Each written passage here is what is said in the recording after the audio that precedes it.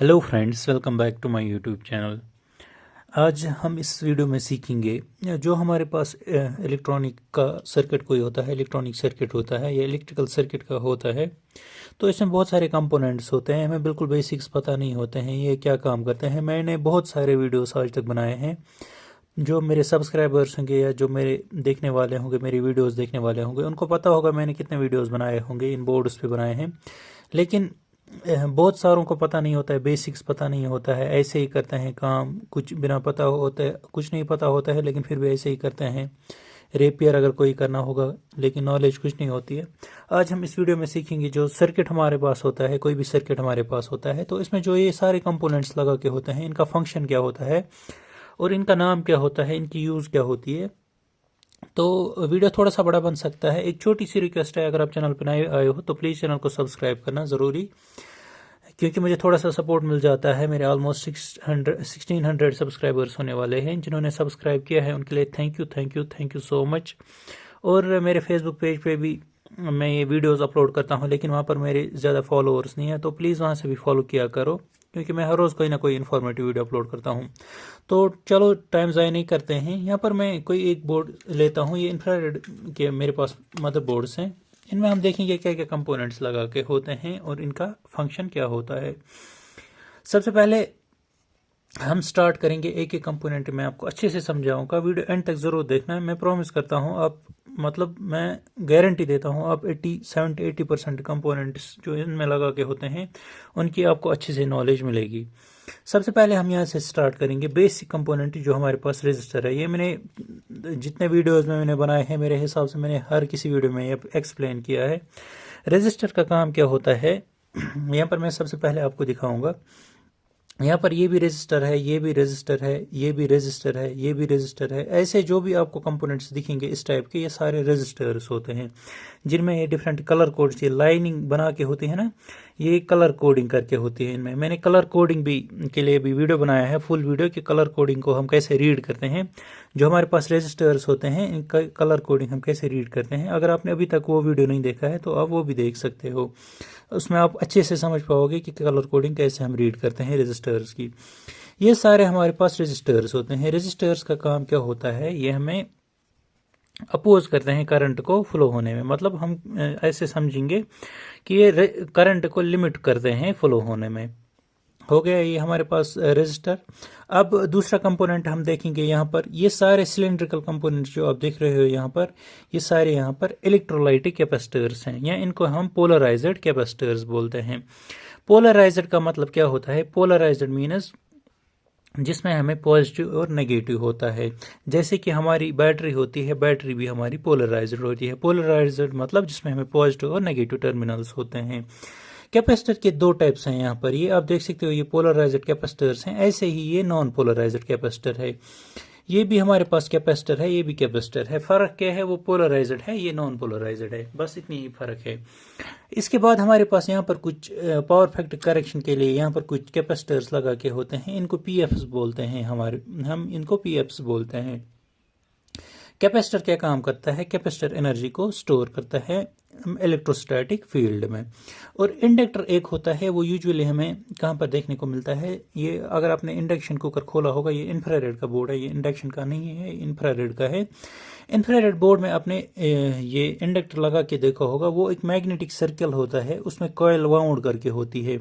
वो भी चार्ज को स्टोर करता है, लेकिन वो मैग्नेटिक फील्ड में स्टोर करता है। इसके बाद हम तीसरे कंपोनेंट पे चलते हैं। यहाँ से आप देख सकते हो जूम करके, ये वाला कंपोनेंट आप जो देख सकते हो, इस पे लिख के है 5.1 वोल्ट। इसको हम जीनर डायोड बोलते हैं। जीनर डायोड का काम क्या होता है? Zener diode as voltage regulator का काम करता है हमारे पास। जीनर डायोड में दो टर्मिनल्स होते हैं, एक को हम एनोड बोलते हैं, एक को हम कैथोड बोलते हैं। ये डिफरेंट रेटिंग्स का होता है, वोल्टेज रेटिंग। इनमें डिफरेंट वोल्टेज रेटिंग क्या है, जैसे अगर आप यहाँ पर जूम कर पाओगे, यहाँ पर आप देख सकते हो, यहाँ पर 18 वोल्ट का जीनर डायोड लगा के है। ऐसे यहाँ पर अगर आप देख पाओगे, यहाँ पर 5.1 वोल्ट का जीनर डायोड लगा के है। ये एज वोल्टेज रेगुलेटर हमें काम करता है। इसके बाद हम आगे बढ़ते हैं। यहाँ पर हमारे पास एक स्टेप डाउन ट्रांसफार्मर लगा के है। ट्रांसफार्मर आपको पता ही होगा, ट्रांसफार्मर का काम क्या है। ट्रांसफार्मर या तो स्टेप अप करने में काम करता है, वोल्टेज को स्टेप अप करने में काम करता है, या स्टेप डाउन को काम करता है। डिफरेंट जहाँ पर हमें स्टेप अप की ज़रूरत होती है वहाँ पर step up, obviously step up voltage ये ट्रांसफार्मर लगा के होगा। जहाँ पर हमें वोल्टेज कम करने की ज़रूरत होगी वहाँ पर हम स्टेप डाउन वोल्टेज रेगुलेटर लगाएंगे।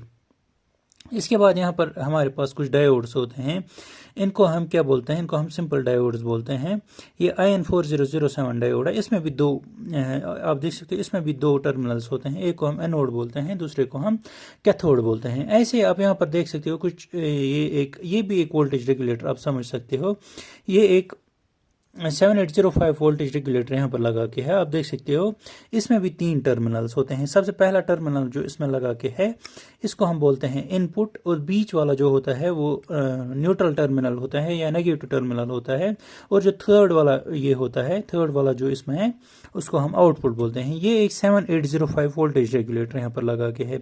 7805 मतलब क्या होता है, अगर इसमें आप 8-10 वोल्ट्स दे दोगे या 12 वोल्ट्स दे दोगे इनपुट में, तो इसका जो आउटपुट पिन है इसमें हमें 5 वोल्ट ही मिलता है। जहां पर आपको रेगुलेट करके 5 वोल्ट ही जरूरत पड़ती है, जैसे कि फॉर एग्जांपल हमारे पास यहाँ पर ये बजर है, ये 5 वोल्ट पे काम करता है, एग्जांपल के तौर पे मैं यहाँ पर आपको समझा रहा हूँ। तो अगर हमें यहाँ पर बोर्ड में 12 वोल्ट की सप्लाई आ रही है और हमने 7805 वोल्टेज रेगुलेटर लगा के इसमें कैपेसिटर एक लगाया साथ में, तो हमें यहाँ पर 5 वोल्ट की सप्लाई मिलेगी और हमारा बजर वर्क करने लगेगा। इसके बाद आगे बढ़ते हैं, हमारे पास और भी कंपोनेंट हैं। ऐसे यहाँ पर हमारे पास ये ट्राइक है, ये हमें इंफ्रारेड में लगा के था। इंफ्रारेड में ये किस काम का आता है, इसमें हमें आउटपुट टर्मिनल जो हमारे पास होता है, जो इंफ्रारेड में हम कॉइल के लिए आउटपुट टर्मिनल निकालते हैं, वो हम ट्राई की मदद से निकालते हैं यहाँ से इंफ्रारेड हीटर में। ऐसे ही आप देख सकते हो यहाँ पर एक और ये है, एक तो यहाँ पर वोल्टेज रेगुलेटर आईसी है, ये भी वोल्टेज रेगुलेटर आईसी 8 पिन की होती है, या डिफरेंट 8 पिन की IC like NE555 timer IC होती है। ऐसे ही बाकी आईसीज होती हैं।